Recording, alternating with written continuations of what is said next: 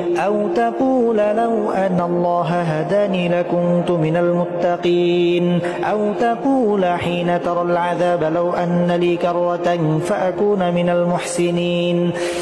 بلى قد جاءتك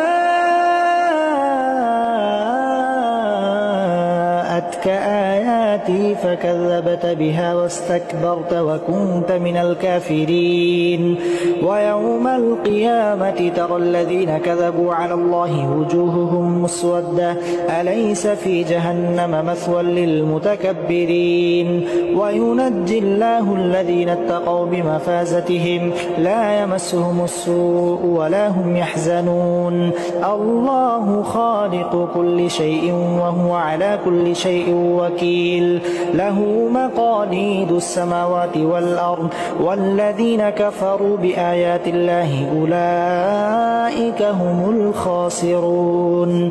قل أفغير الله تأمروني أعبد أيها الجاهلون ولقد أوحي إليك وإلى الذين من قبلك لئن أشركت ليحبطن عملك ولتكونن من الخاسرين بل الله فاعبد وكن من الشاكرين وما قدروا الله حق قدره والأرض جميعا قبضته يوم القيامة والسماوات مطويات بيمينه سبحانه وتعالى عما يشركون ونفخ في الصور فصعق من في السماوات ومن في الأرض إلا من شاء الله ثم نفخ فيه أخرى فإذا هم قيام ينظرون وأشرقت الأرض بنور ربها ووضع الكتاب وجيء بالنبيين والشهداء وقضي بينهم بالحق وهم لا يظلمون ووفيت كل نفس ما عملت وهو أعلم بما يفعلون وسيق الذين كفروا إلى جهنم زمرا حتى إذا جاءوها فتحت أبوابها وقال